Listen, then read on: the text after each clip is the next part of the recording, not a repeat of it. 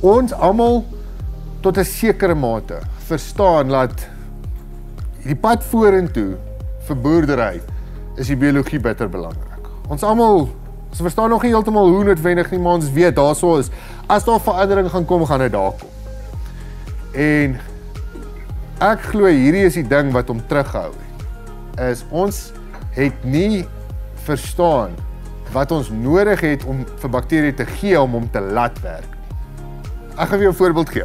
As jy 'n bakterie vat, 'n bakterie het stikstof nodig om te oorleef. Selfs as 'n plant, selfs as 'n mens, selfs as lewe op die planeet. Ons kort koolstof en ons kort stikstof, dis wat ons kort.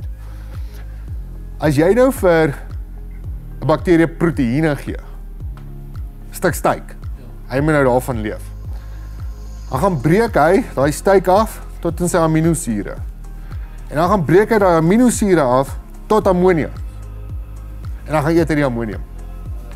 En daai ammonium en die ammonium wat in die ammoniumsulfaat is dieselfde ammonium. Daai molekuul is dieselfde molekuul. Nou, die verskille tussen bakterieë en eensellige organisme uit 'n praktiese beginsel uit. Want ons wil graag kyk na die praktiese goeders is. Met 'n bakterie gebeur alles wat hy wil laat gebeur buite homself. Met 'n eensellige organisme gebeur alles binne in homself. So wat beteken dit? 'n Bakterie as hy iets eet, dit gebeur buite homself. Dit word buite homself opgelos. Alles gebeur buite sy sel. Terwyl met 'n eensellige organisme soos 'n amoeba neem hy 'n ding in. Hy neem hom in sy selwand in. Alles wat hulle reg kry gebeur buite hulle selle, wat beteken dit is daar, dit is in die grond en dit is beskikbaar, nie net vir hulle self nie, maar beskikbaar vir die hele grond biome wat dan die plante insluit. Okay, as ons nou terugkom by organismes. Almal van hulle het ons dan twee maniere van lewe. Ons het en jou basiese beginsels is ons het ons autotrowe en ons is ons heterotrowe. Jou autotrowe is die goed wat energie maak. En jou heterotrowe is goed wat energie gebruik. So dis die eenvoudige ding is, as jy kyk, 'n plant fotosinteer, hy maak energie, hy's 'n autotroof. Ons eet kos, ons is 'n heterotroof. So as ons kyk na teruggaan na die basis van interspesies reaksies. Op die einde van die dag kom dit alles neer tussen die interaksie tussen hierdie twee. Want energie moet van iewers afkom. Nou hoofsaaklik kom die energie van ons sonlig af in fotosintese, maar jy kan energie produseer chemies ook. So jou autotrowe is die ouens wat energie op die planeet inbring en jou heterotrowe kan dit dan gebruik. Hierdie reaksies gaan wel baie dieper as net ons en plante. Dit gaan ook tussen plante en bakterieë. Dit gaan tussen verskillende bakterieë. Dit gaan tussen bakterieë en fungies. Dit gaan tussen enige lewe interaksie. As ons kyk na die verspreiding van energie, is gebaseer op autotrowe en heterotrowe wat saamwerk. Die plant stuur suikers af, want hy weet as hy suikers afstuur, gaan hy kry wat hy nodig het. Hy weet nie hoekom nie, hy gee nie om hoekom nie. Hy weet net as al suikers afgaan, ewe skielik kom die fosfate op. Wat daaronder gebeur is bakterieë kry suikers, hulle maak fosfaat los daarmee en fosfate kan opgeneem word. Is die oomblik as jy vir die plant chemie gee, dan het hy nie nodig om daai goed af te stoot nie. En dan kry die bakterieë nie kos nie. So as jy soja eend en hy vorm 'n mooi nodule en hy gooi hom dan urium, dan hou die rhizobiums op werk. Vir dieselfde rede. So dis nie die chemie wat die bakterieë seermaak nie. Dis die plant wat hulle nie meer voer nie, wat hulle seermaak. En die plant voer hulle nie meer nie, omdat ons om die chemie gegee. So, hier sit ons nou met 'n probleem. En die probleem is, waar kry ons genoeg energie, suiker, en hoe kry ons dit in ons gronde, om daadwerklik 'n verskil te maak? Om genoeg energie te kan hê vir stikstofbinding, en fosfaat losmaak, en swambeheer, en insekbeheer, en biomassa bou. Jy weet, ons wil dit alles hê. Maar daarvoor kort ons suiker. En waar kom die suiker vandaan? Is ons het nie verstaan wat ons nodig het om vir bakterieë te gee om te laat werk nie. Ons het al verstaan wat bakterieë kan doen. Ons weet, hierdie bakterieë kan hierdie ensiem produseer. Ons weet hierdie een kan stikstof bind. Ons weet hierdie een kan pH losmaak. Maar ons het nog nooit ge-worry hoe hy dit doen nie, want die aanname was, die plant moet hom voed. En ons weet nou, die plant kan hom nie genoeg voed nie. So, en dit het my op 'n punt gesit, waar ek gegaan het, maar ons moet hier verbykom. Dis nou alles great en alles, wat beteken dit prakties? Vir 1 kilogram N, is dit gelyk aan 1 ton glikose. Maar nou kyk jy na 'n sojaplant en sê, okay, hoeveel kan 'n sojaplant in die grond indruk? En 'n sojaplant oor 'n hektaar kan vir jou 20 ton gee. So, maar nou sit jy en sê, maar okay, maar ek soek 100 N. Ek soek 100 N. Beteken ek het 100 ton glikose nodig, net op N-fixation. Waar die hel kry ons 100 N as ons net 20 van die plant af kan kry? So dis 'n probleem. Maak nie saak wat se vorm van glikose, suiker jy gaan kyk nie, jy kan nie soveel neersit nie. Dit is heeltemal onmoontlik. En toe het ek afgekom op die autotrowe en begin kyk na die autotrowe. So jou autotrowe, ons noem hulle carbon fixing bacterias. So 'n autotroof, het ons gesê, is 'n organisme, 'n lewendige ding wat energie maak. 'n Plant is 'n autotroof.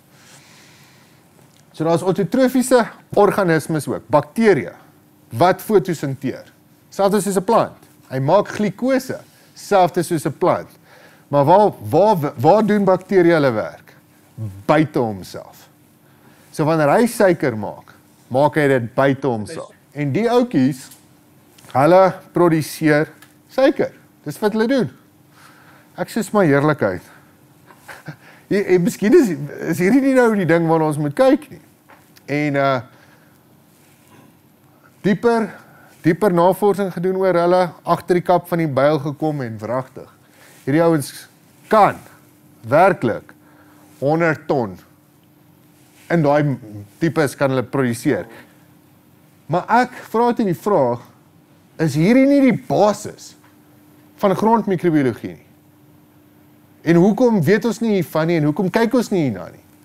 En dan gaan soek jy, en jy gaan Google, en jy gaan ChatGPT, en jy gaan deur al die universiteite se libraries, online goeders, en niemand praat hieroor nie. Niemand praat hieroor, die beginsel van om 'n organisme kos te gee van 'n ander bakterie af, bestaan nie. Almal is so vasgevang ook, hy moet gevoed word deur die plant, dat niemand het enige werk hierop. So, light bulb moment, almal is opgewonde, want ewe skielik kry ons stikstofbinding reg, waar ons 8 ton mielies afhaal, sonder stikstoftoediening. En dit het ons laas seisoen gedoen, oor 10.000 hektaar.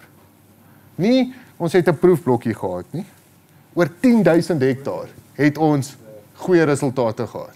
Die basis van alle organismes se werking is suiker, en nou weet ons hoe om hulle genoeg suiker te gee. So, as ons nou kyk na autotrowe, nou kry jy 2 tipes autotrowe. So, jy kry jou foto-autotrowe en jy kry jou litho-autotrowe. Die beginsel is, hy maak energie. Die een maak hom uit sonlig uit, hy fotosinteer. Die ander een maak hom uit 'n chemiese reaksie uit. So, hoe hy werk. So, hy vat 'n hydrogen, nee, en hy vat 'n CO2. Okay, die ander een vat 'n CO2 en 'n sonlig. Dan skop hy die C af, nee, deur gebruik van die hydrogen. Hierdie kant kom jy C dan, en dan hierdie ouetjies, daai waterstowwe saam met jou suurstowwe wat oorbly, maak hy water. En hierso sit jou energie wat jy geproduseer het. So wat kan hy nou met hierdie maak? Hierso is dan waar jou energieproduksie is, hierso is waar jou glikose en goeders van geproduseer word. Maar ek, as jy nou kyk na hierdie prentjie, en sê maar, waar is hierdie vir ons 'n probleem? Grondversiering, ja, 100%. So wat ek vir jou sê is dat grondversiering gebeur uitsluitlik net omdat ons al hierdie goeders doodgemaak het. Wat doen ons vir grondversiering? Ons gooi kalk. En dit werk en ek het niks teen dit nie, maar die beginsel is dis wat ons het aangespreek het. Hoekom is daar nie grondversiering in die woud nie? Die autotrowe en die chemolitho-autotrowe is die ding wat grondversiering wegvat. Maar terselfdertyd koolstof in jou grond intrek, wat nou weer voeding kan wees vir jou grondmikrobiome. En die konstante uitruiling gebeur nou tussen die grond en die atmosfeer. Terwyl wat ons huidiglik doen as ons chemies plant, weer eens, ek het niks teen chemies plant nie. Ons is op soek na beter maniere, maar wat gebeur is, ons sit in, plant gee af. Ons sit in, plant gee af. Ons sit in, plant gee af. Ons sit in, plant gee af. Terwyl hierso in die geval, begin hy die siklus hardloop, tussen die atmosfeer en die grond.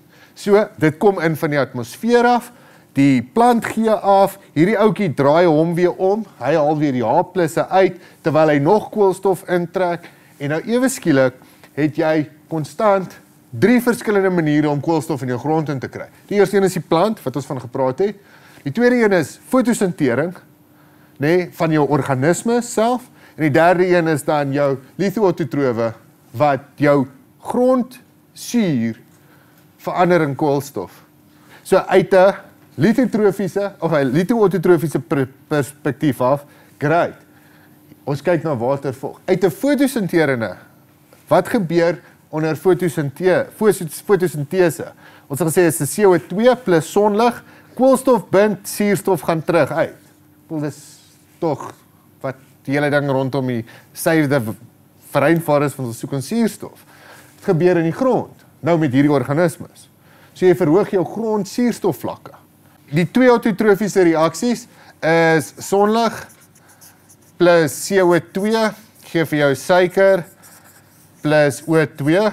En die ander een is jou sure plus CO2 gee vir jou suikers en water. Nee, hierdie, ja, dis die chemiese een. Nou, hierdie een, glo ons gaan sien hierdie jaar, gaan ons help onder droogte toestande, en hierdie een help ons onder nat toestande. En dit weet ons vir 'n feit. Dit het ons baie mooi gesien, nou in laas jaar se goeders. Nou praat ons van oor toepassings daarvan. En ons het nou baie gespeel met die toepassings daarvan, want dit is nog ons 'n redelike breë spektrum ding, wat nou het. Dit sê, okay, ons weet nou om die bakterie te voed. Ons weet hoe om hulle te kry om goeders te doen wat ons hulle wil doen. So nou gaan ons terug en sê, okay, watse spesies kan wat doen? As ons nou kyk na die verskillende maniere wat ons het nou begin toepas het. Ons het dit suksesvol toegepas, die beginselsaak, op stikstoffiksering. Suksesvol toegepas op kalsium oplos, fosfaat oplos, kalium oplos. Beteken kalk, gips, rotsfosfaat en dan as ook kaliumklip, om dit op kalium uit kaliumklip uit op te los. As 'n plant nie energie gee nie, kan die bakterie nie werk nie. Wat beteken, wanneer jy hom chemiese bemesting gee, soos 'n rhizobium op 'n soja, jy gee hom te veel stikstof, dan stuur hy nie suikers nie, dan kan die stikstofbinders nie werk nie. Dit het geen effek op hierdie nie. Dit het geen effek hierso. Hierdie goeders werk heeltemal independent van die plant. So, en dit beteken ook, dit is nie plant spesifiek nie. So, dit werk in die grond, of die plant nou daar is of nie, die autotrowe gaan energie inbring, die stikstofbinders gaan stikstof bind, die fosfaatlosmakers gaan losmaak, dit gaan te kere gaan, so, en hoe dit prakties nou 'n impak maak, is, dit beteken, mens kan dit saam met 'n chemie gebruik. Mens kan dit aanvullend gebruik, of mens kan chemie aanvullend gebruik, en dit het nie effek op die werking van die organismes nie. So, wat ek toe nou gedoen het, ons het nou die navorsing gedoen, ons het die werk gedoen, ons het nou presies bepaal wat doen wat en hoeveel vlakke en wat ons kan regkry. So, ek het nou daaruit 'n reeks produkte wat verskillende spesifieke goed doen.